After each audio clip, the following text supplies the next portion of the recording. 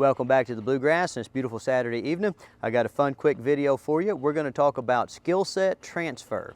And let me pivot around here and I'll grab one of these dogs. We'll start off with Boone. Oh, I've been trying to make things up to Boone. Come show him what happened to Boone, cameraman. So this is how Boone's ear started off when he got here, and this is how Boone's ear looks when he's going home. And so I felt bad all month because Boone lost part of an ear. I almost lost part of a finger. It's just been a weird month around here, you know. But anyway, so we've made up for it by doing lots and lots of super fun stuff with Boone. Now, to be able to do fun stuff with Boone or with Maxie or with any of the other dogs here, or for you to be able to do fun stuff with your dog at home, what you have to do is you have to establish a set of skills, and then you have to learn to transfer those skill sets into a wide range of environments under a wide range of environmental conditions. And that's the toughest part of dog training, guys. Like, it's easy to get you a treat out and get in your kitchen, easy. Get in your living room, get in your garage, your backyard, get your treats out, get sit, down, stand, whatever, you know. But when you go out in real life, it falls apart. We call that around here the watch this problem. Every time when you're a novice dog trainer and you've got a puppy that you think things are going well, you're going to want to show off. So you're going to tell your mom or your neighbor or somebody, you're going to be like, hey, watch this. And when you say, hey, watch this, you jinx yourself every time because it never works. Does it, cameraman? Never. It's awful, okay? And so, like, when it happens, when the watch this problem pops up, then, you know, people, they get to emailing. They email me, they email other, you know, like their instructors at their obedience class. They email other YouTube dog trainers, I guess.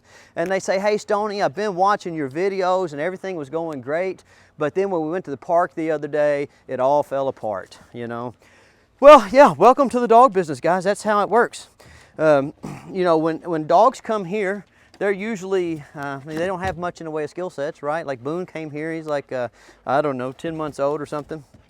And all he could do was like pull on the leash and jump up and not pay attention and try to hump everybody, you know.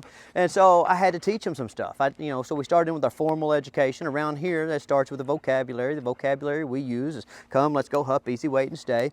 And then, you know, once he kind of got that, he's like, well, Stonnie, like, okay, I understand that, I think, but where all does that apply? So that's when we got on the Exercise with Small Challenges course, and you see now that he understands the relationship between the vocabulary and doing things in the real world. So you'd think, oh, you're done.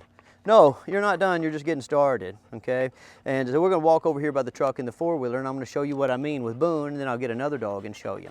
All right, so once, you know, and I'm out here at my kennel, guys, you know, like I said, in all my other videos, I run a big Montessori, so I shape the environment shapes the dogs. That's why we have so many people coming and going, so many dogs coming and going. We just really want them to have a total volume of experience. A dog training kennel where dogs are locked in kennels and they get out to practice an obedience routine is going to give you a dog that's good in obedience routine. It ain't going to really transfer to real life, okay? Because the biggest problem in dog training is not teaching dogs things, but it's making sure that they're well enough socialized, they have enough attention span, enough impulse control to do those things regardless of the environment that you put them in or the environmental conditions at the time you put them in the new environment.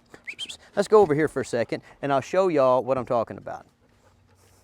Okay, so let's use a simple command like hup to illustrate how one gets proper skill set transferal. So like right now, hup, hup. If I'm out here on my Exercise with Small Challenges course and I ask Boone to hup, you know, I point at something, he just jumps right up there, okay? So you might say, well, Stonnie, is he ready to go out to town and practice hupping on stuff in town? No, I have to, you know, like change some things in the environment so that he understands that regardless of the context, hup means the same thing. So I'm gonna get him off, I'm gonna have George start the blower, come on.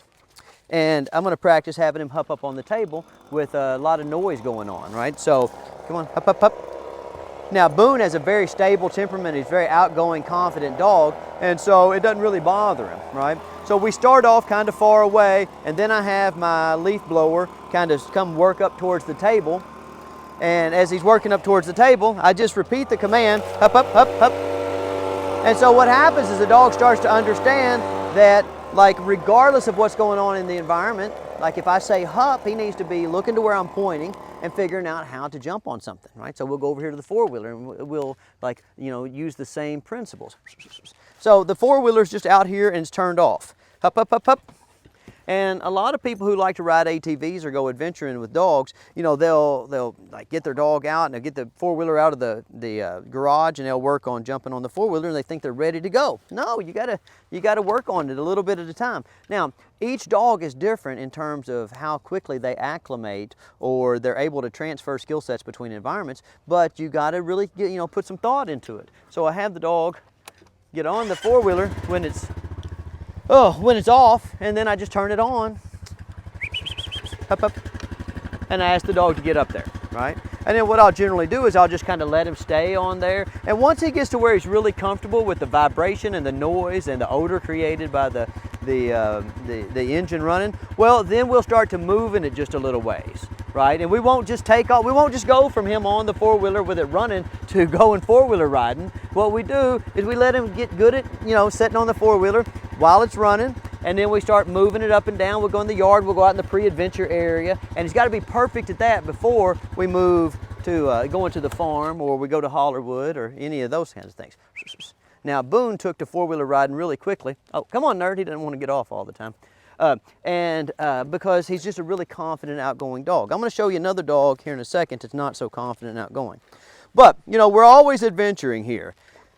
And so sometimes, like, we're in the truck, sometimes we're on the four-wheeler, sometimes we're in the side-by-side, and I just take and apply these same principles to each of those pieces of machinery. Now here, like this is one of the things you'll run into. Like, see this extruded metal ramp? Like, hear that noise?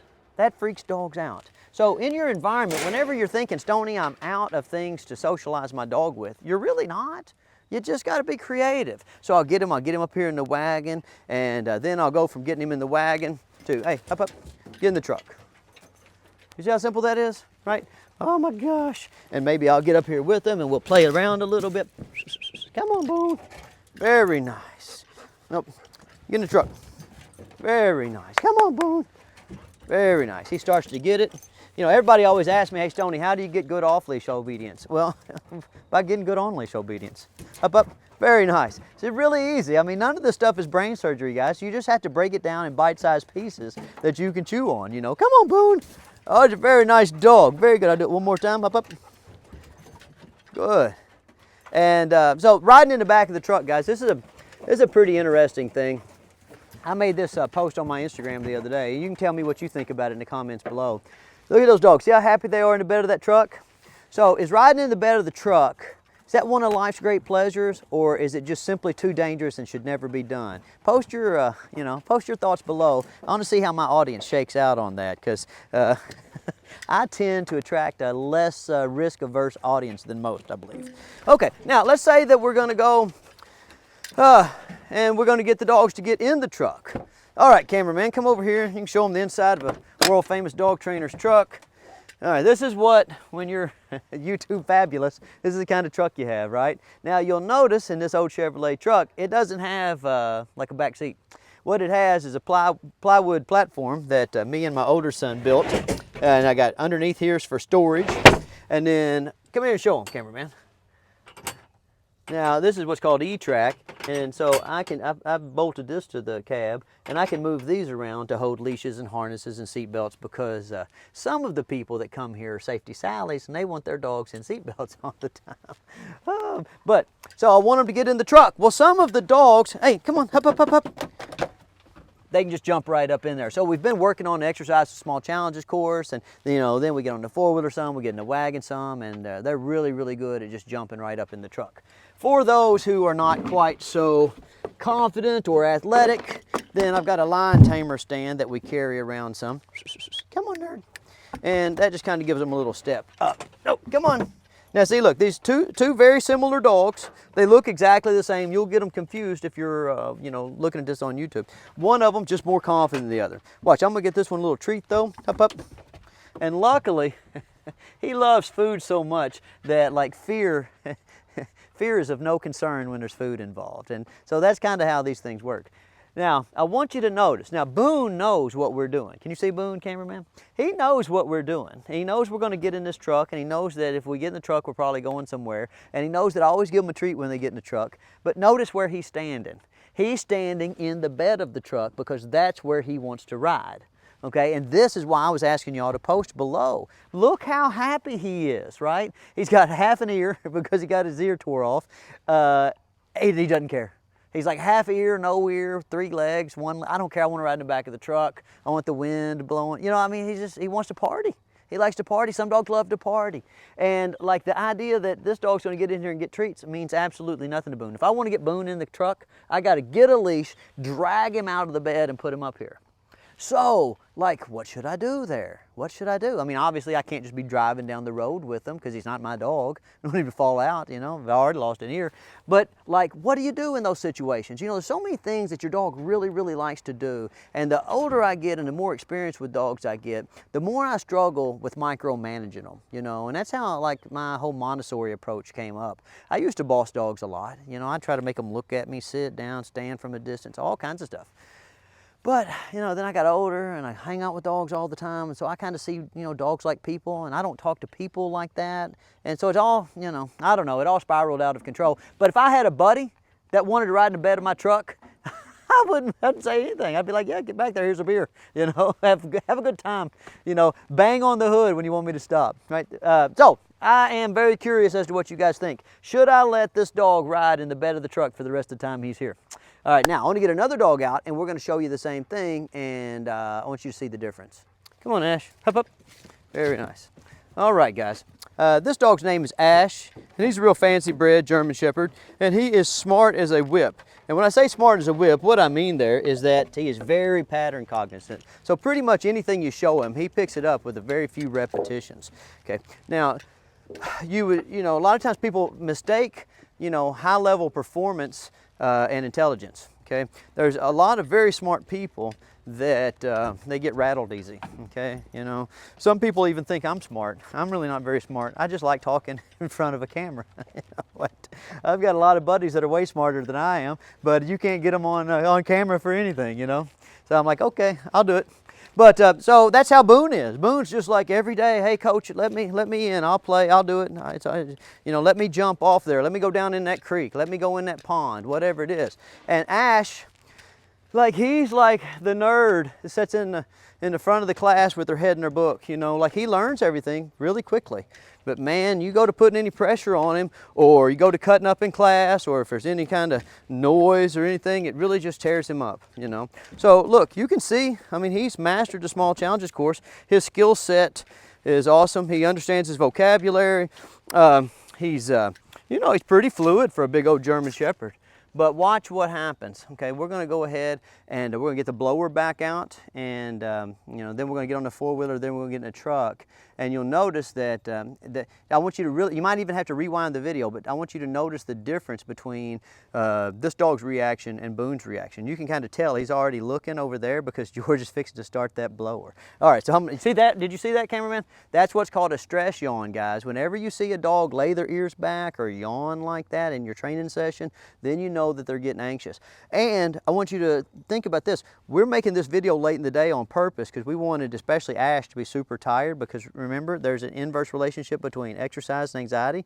He still gets a little tore up about this. Come on, Ash. All right, start it up, Georgie. Come on, buddy. Now, so you can already see the hesitation. See how he's wanting to turn and look around? Come on, up, up, up. Very nice. Now that's overcommitment. If you'll go back to the protection dog or scared dog video from last month, you'll see what I'm talking about overcommitment. Sometimes when a dog's nervous, like they'll screw up their courage, they'll be like, I can't do it, I can't do it, I can't do it, and then they'll overcommit because they just want to get it over with. All right, come up a little closer, George. Come here. All right, so up, up, up, up. I'm gonna ask Ash to get up here with the blower coming. And you can see already, you see his ears starting to kind of pin back a little bit. He's already worried. See how he's eyeballing George? So what we're going to have George do is walk in a circle, okay, so that, like, see the blower starts coming at him? This dog has seen the blower the exact same amount of times that Boone has seen the blower. But, you know, it just tears him up. He's convinced that every time something changes in the environment, it's going to be for the worse, right? He's just an eternal pessimist, where Boone, like most labs, is eternal optimist. Okay, Georgie, go ahead and do it again. So what we do in this situation is we just have George walk circles so that the dog understands that if a blower happens to be moving towards him, or it could be anything, we do it with the four-wheeler, we do it with the scooters, we do it with skateboards, well, if things come at them, they're not coming at him. They're not coming to see him. They're not coming to get him. They just happen to be, you know, like ships passing in the night. George is going to come by and, you know, he's going to realize that George didn't get him. And since George didn't get him, like he'll start to, over time, realize that, you know, like blowers aren't so bad, or cars aren't so bad, or four-wheelers aren't so bad, whatever it is, okay? And that's what, you know, this, what I was talking about in the last video, progressive exposure, right? This is how we desensitize the dogs, and the desensitization process is what allows us to do the proper skill set transfer. All right, so I'm going to go over here to the four-wheeler, and we can show you like the difference between how he gets on the four-wheeler and how Boone gets on the four-wheeler. Come on. Now, if you guys will look at this video and kind of rewind it and compare this dog and Boone, the main thing that you'll see is Boone just seems to be a much more confident, outgoing dog, and that's pretty much holds true for the breeds. You know, one of them's a guard dog, one of them's a retriever. Now, watch. You can already see right here, like he's thinking, like he doesn't really necessarily want to get on the four-wheeler. He's thinking about going over that direction, but now, once he realizes he has to do it, then what he's going to kind of do is screw up his courage, and he's going to do it all at once. So I have to make sure that he doesn't, you know, like bum rush his way all the way off the other side of the four-wheeler. Up, up, up. Very nice. Good. Now, it took us probably, what, cameraman, 3 times as long to get this dog to get on the four-wheeler as it took to get Boone. Okay. Now, what's funny is on the regular Exercise with Small Challenges course, this dog and Boone, they've both been here about the same thing, but he mastered the vocabulary in the Exercise with Small Challenges way quicker than Boone. But as soon as we started to change the environmental factors, then he started having go to pieces, which again is very common with the breed. So let me see if I can get him down here. Another thing's very common, you gotta be very careful with them, like when you're doing physically taxing things, because German Shepherds, even though they look tough, they're pretty fragile. But watch his reaction. Now see, you see the tension on the leash? Initially, what he thinks here is he would just like to go over there.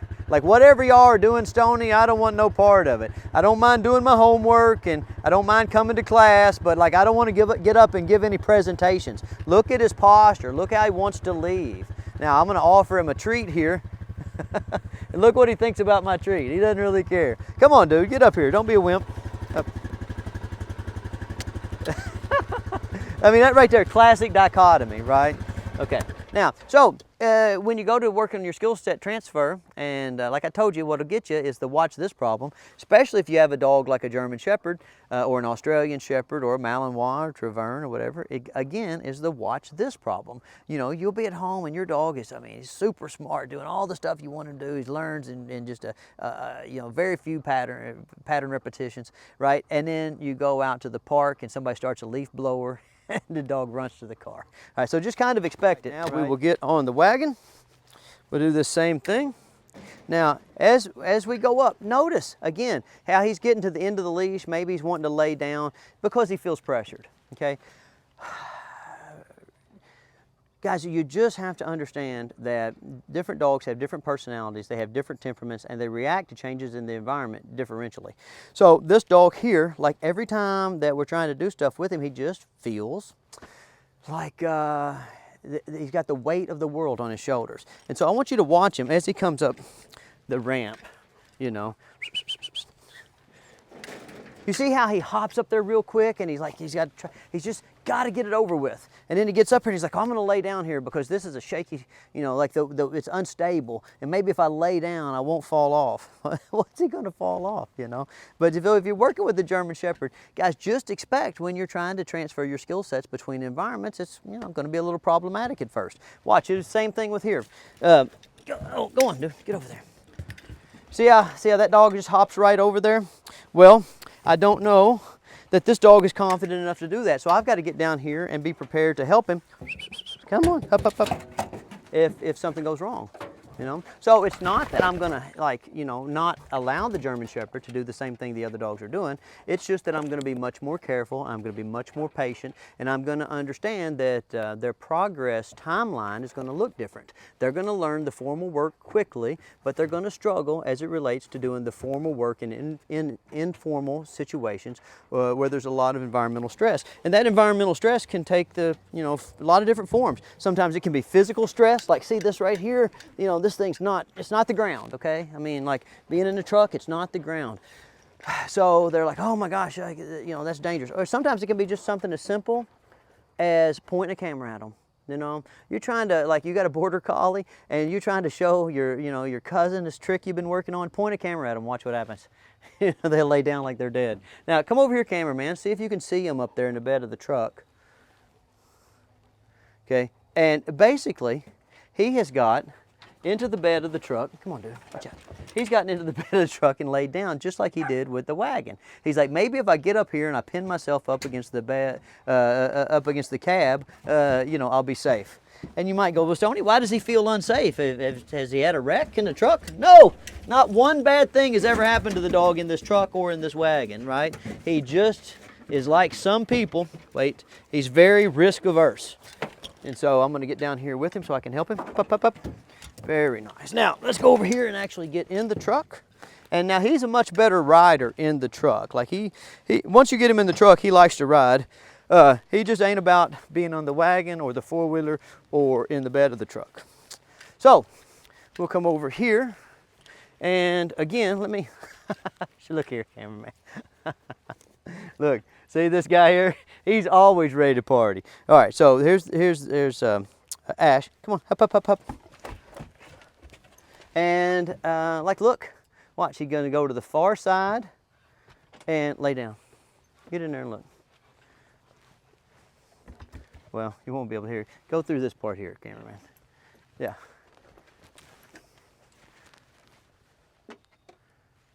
Yeah, and that's just what he does. You know, he did it in a wagon, does it in the bed of the truck, does it in the cab of the truck, and then like does it on the side-by-side too. So I'll have to crawl up in there and get him out. Oh my gosh. Come on, nerds. Like, this is the thing about, if you get known as the guy who drives to the party, it's always hard to get people out of your car. Come on, Boone, get out of my car. Good. All right, come on.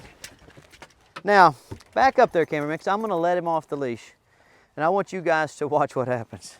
So, where has Boone been every time that we turned around? He's in the bed of the truck, or he's in the truck, or he's on the four-wheeler, he's running around. Okay, watch. I'm going to let this guy off, and he's history. You know? And he's not going far. He's not going far at all. He's just going over there and he's getting out of the line of the camera. And he's like, don't call on me anymore today, teacher, please, you know. And that's just the difference in the dogs. It doesn't have anything to do with being smart. It doesn't have anything to do with being like, physically capable. What it has to do with is, you know, how a dog responds to environmental pressure. So when you're working on your transferring your skill sets, then here's the simple thing. You just do it through progressive exposure. So you establish a vocabulary, make sure the dog understands how to implement that vocabulary in an ever-expanding range of environmental conditions, and then adjust, your challenge level to match your particular dog. If you have a super outgoing dog like Boone, well then bump that challenge level every week. If you have a little bit of a skeptical dog, a little bit of a shy dog, a little bit of a nervous dog, well, you're still challenging them. Just make sure you're not challenging them so much that you induce failure on a regular basis, or else you won't make any progress. Remember, I say this in a lot of videos, the fastest way to teach a puppy nothing is to try to teach them everything at once. And that especially is true when you're talking about skill set transfer. All right, guys, I'll see y'all next week.